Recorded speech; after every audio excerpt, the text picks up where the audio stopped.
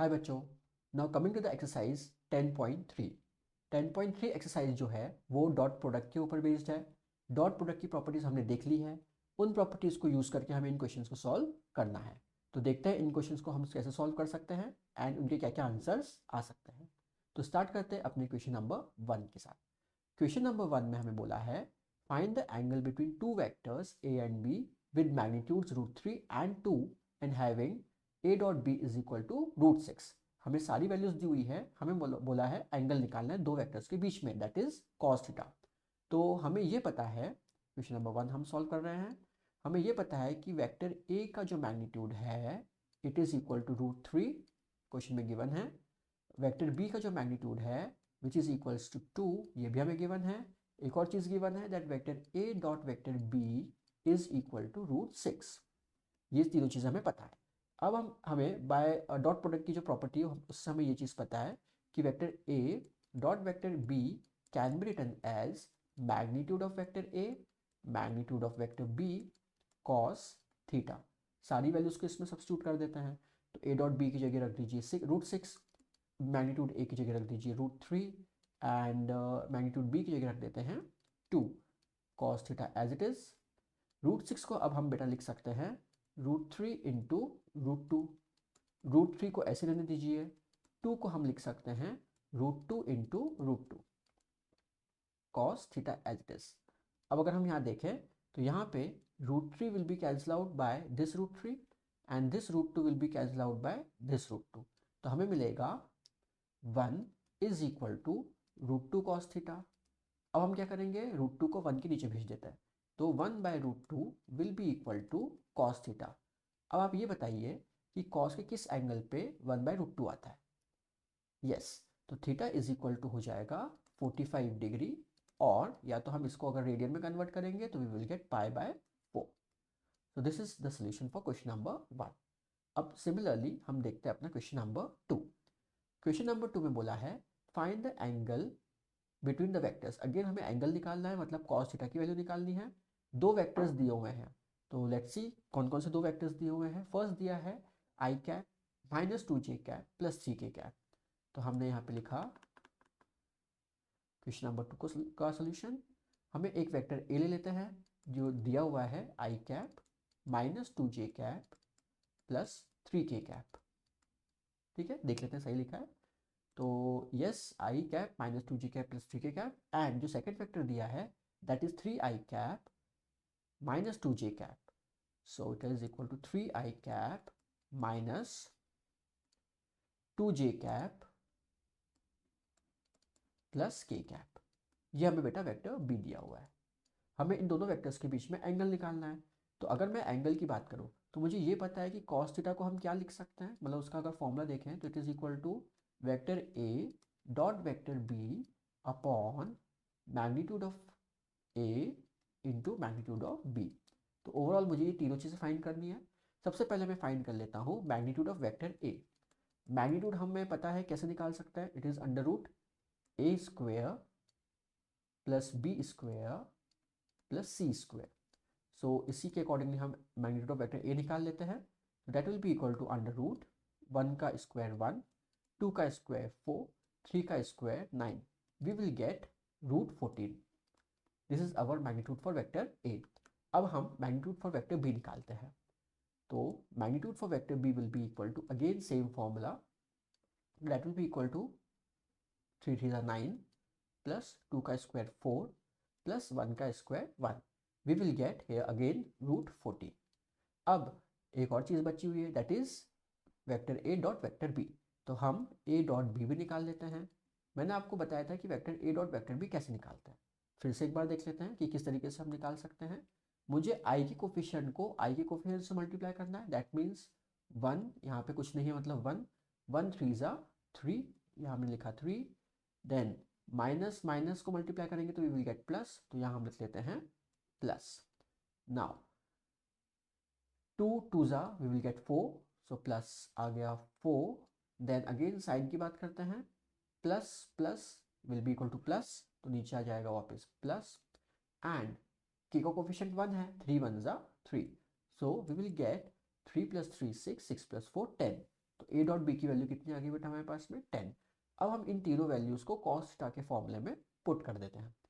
तो this will be equal to, हम आते हैं अपने कॉस थीटा पे, तो बेटा ये हो जाएगा ए डॉट बी की वैल्यू हो गई 10, मैग्नीट्यूड ए की वैल्यू हो गई हमारे पास √14, मैग्नीट्यूड बी की वैल्यू होगी √14। इसको और हम सिंप्लीफाई कर लेते हैं, वी विल गेट 10/14। और सिंप्लीफाई किया जा सकता है, 2 की टेबल में आता है, तो I can write this as 5/7। तो ये वैल्यू किसकी आई हमारी, कॉस थीटा की आई। So theta can be written as cos inverse 5/7। I hope आपको क्वेश्चन नंबर 2 भी समझ में आ गया होगा। अब हम चलते हैं अपने क्वेश्चन नंबर 3 पे। क्वेश्चन नंबर 3 में दिया है find the projection of vector this on this. ठीक है, प्रोजेक्शन का मैंने आपको एक फॉर्मूला बताया है, उसी को हम यूज करेंगे।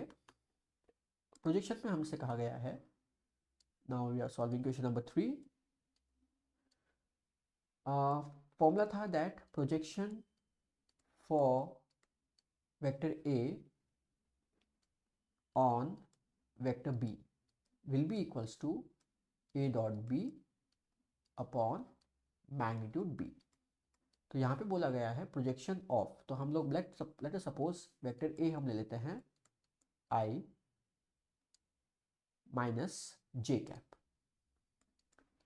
और वेक्टर बी हम ले लेते हैं I cap plus J cap. तो ऑब्वियसली ए ऑन बी का फॉर्मूला हमें पता है क्या होता है, यही हम अप्लाई कर देते हैं।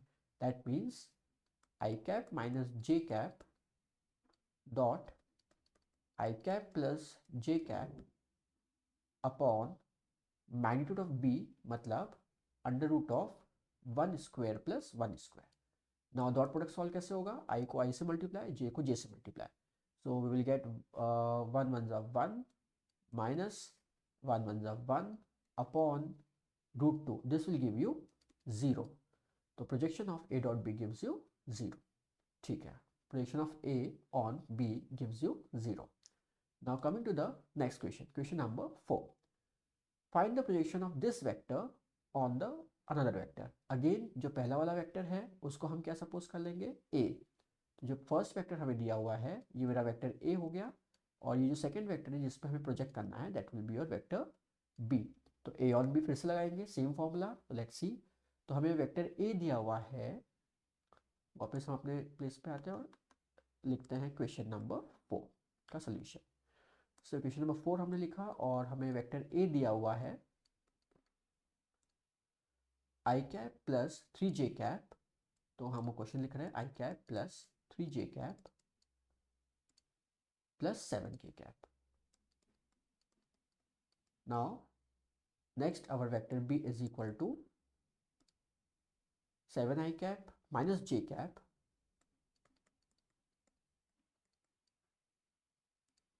plus 8k cap.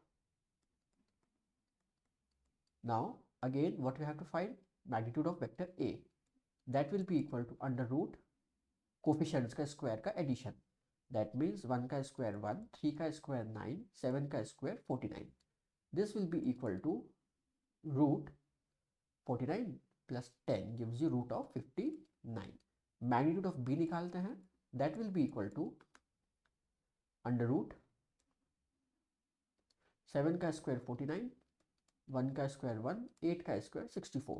Now add all these numbers, we will get, let's see कितना मिलता है, 9 plus 1 10, 14 4 and 6 plus 4 10 and 1 11, root 114. ये हो गया मैग्नीट्यूड बी। अब हमें एक और चीज़ निकालनी है, that is A dot B. तो हमने यहाँ पे लिखा A dot B, that will be equal to simply multiply. तो अगर हम मल्टीप्लाई की बात करें तो वी विल गेट 1 7 जा 7 plus minus minus 3 1 जा 3 plus plus plus and 7 in जा 56. Now we will get 56 minus 3 give 53 and 53 plus 7 gives you 60. So A dot B हमें मिल गया. Now what I have to find? I have to find the projection of A on B. So projection of A on B will be equal to A dot B upon magnitude B. So that will be equal to A dot B हमें कितना दिया हुआ है 60 upon magnitude b जो है that is equal to how much, that is equal to √114। तो हमने यहाँ लिख दिया √114। सो आई होप आपको ये समझ में आ गया होगा कि हम किस तरीके से projection of vector A on vector B calculate कर सकते हैं। Now what I have to do, इसको थोड़ा सा और सिंप्लीफाई करना पड़ेगा, कैसे करना है वो देखते हैं। 114 के फैक्टर्स निकालिए। तो 114 के अगर मैं फैक्टर्स निकालूँ तो I have to divide this by 2। So 2 2 5 10 2 7 14, 3 से डिवाइड करते हैं, we will get 3 3 1 3 3 9 27। Okay, so is anything common in between this? No. So इसको हम यहीं पे ड्रॉप कर सकते हैं, राइट? अगर कुछ पेयर या कुछ स्क्वायर रूट कॉमन निकलता है तो हम पहले उसको बाहर निकालते हैं और उसको और सिंप्लीफाई कर सकते थे, otherwise this is our final result. Now coming to the next question, question number 5, show that each of the given vectors, तीनों वेक्टर्स जो है इज अ यूनिट वेक्टर। तो अगर हमें यूनिट वेक्टर शो करना है तो हमें बताना पड़ेगा कि इन तीनों का जो मैग्नीट्यूड है वो क्या आएगा, 1। तो let's start with the question number 5। हमने यहाँ लिखा क्वेश्चन नंबर 5। हमें फर्स्ट वेक्टर, सपोज ए वेक्टर है, वो हमें दिया हुआ है 1/7 2i + 3j + 6k। Okay, 2i + 3j + 6k। Okay, अब हम इसका निकालते हैं मैग्नीट्यूड। तो let us see magnitude of vector A कितना आएगा। दिस विल गिव यू 1/7 को बाहर रहने दीजिए, कांस्टेंट नंबर है, √2 का स्क्वायर + 3 का स्क्वायर + 6 का square. This will be equal to 1/7 √2 का स्क्वायर 4, 3 का स्क्वायर 9, 6 का square 36, and that will be equal to 1/7। इसको अगर हम सॉल्व करेंगे सो विल गेट √49। √49 होता है 7, तो आई विल गेट 1/7 इंटू 7, ये दोनों कैंसिल आउट हो जाएंगे एंड वी विल गेट 1। तो हमारा मैग्नीट्यूड ऑफ वेक्टर ए जो है वो कितना आ रहा है, 1 आ रहा है। सिमिलरली अगर आप सॉल्व करेंगे तो मैग्नीट्यूड ऑफ वेक्टर बी जो है वो भी 1 आएगा and magnitude of vector C जो है वो भी 1 आएगा। ठीक, तो ये बहुत सिंपल सा कंसेप्ट था। तो ये जो हमें तीनों वेक्टर्स दिख रहे हैं यहाँ पे, तो इन तीनों वेक्टर्स का जो सम, मतलब जो मैग्नीट्यूड आएगा, इसका इसका और इसका, इन तीनों का जो मैग्नीट्यूड आएगा वो क्या आएगा, 1 आएगा।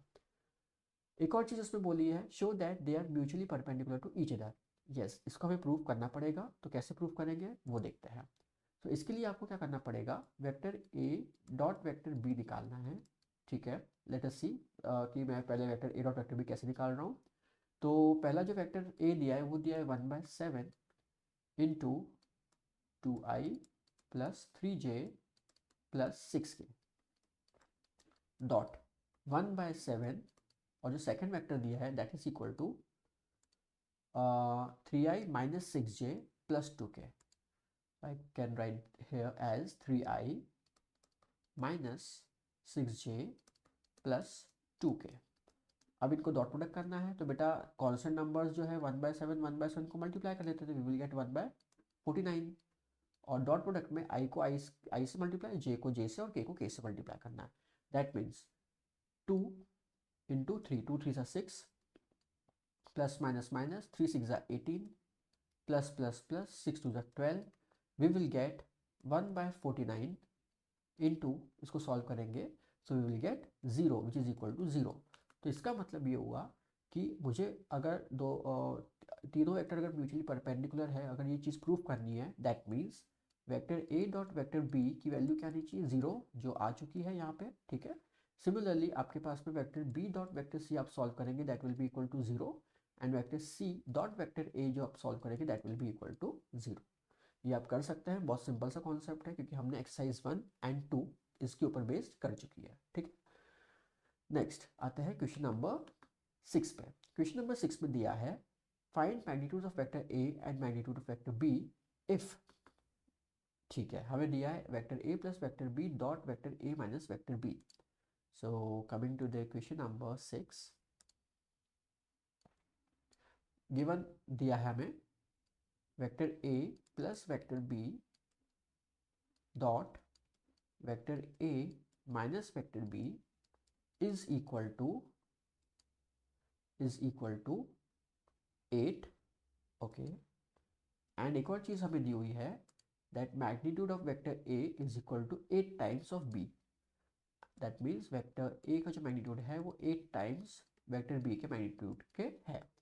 अब हमें क्या करना है, जो ये हमें दोनों वेक्टर का डॉट प्रोडक्ट दिया इसे ओपन करना है। Don't apply A square minus B square directly, ये आप लोगों को प्रॉपर तरीके से ओपन करके ही सॉल्व करना है। तो इस अगर मैं ब्रैकेट को ओपन करता हूँ तो what I will get vector A dot vector A plus plus अभी लगाएंगे, पहले हम लगा लेते हैं माइनस वाला। तो vector A dot vector A minus vector A dot B then plus B dot A minus B dot B. अब अगर हम यहाँ पे देखें तो A dot A can be written as magnitude of vector A का square minus A dot B ऐसे रहने देते हैं, plus B dot A can be written as A dot B, कौन सी प्रॉपर्टी है ये, commutative property, and minus I can write this as magnitude B का whole square. Now A dot B दोनों तरफ से क्या हो गया, कैंसिल हो गया, and what I will left is magnitude A square minus magnitude B square. ठीक है। नाउ ये जो चीज़ दी है हमें 8 दी हुई है, मतलब हमें सारी जो वैल्यू जितनी भी हमने निकली that is all equal to 8, तो हमने सबकी जगह पे क्या लिख दिया 8। अब हमें एक और चीज़ दी हुई है दैट इज वेक्टर ए जो है वो 8 टाइम्स ऑफ बी है, तो वेक्टर ए की जगह लिख दीजिए 8 times of magnitude vector B का स्क्वायर माइनस बी स्क्वायर ऐसी equal to 8। Now 8 is the 64, magnitude b square minus of magnitude b square equal to 8, and 64 में से 1 गया 63, 63 of magnitude b square equal to 8, magnitude b square will be equal to 8 by 63, and finally जो magnitude b आएगा that will be equal to root of 8 by 63। तो आई hope आपको ये समझ में आ गया होगा। इसको और सिंप्लीफाई किया जा सकता है, जैसे रूट 8 को हम लिख सकते हैं 2√2, एंड 63 जो है उसको आप लिख सकते हो 3√7। So this is our final result. I hope आपको ये 6 क्वेश्चंस समझ में आ गए होंगे।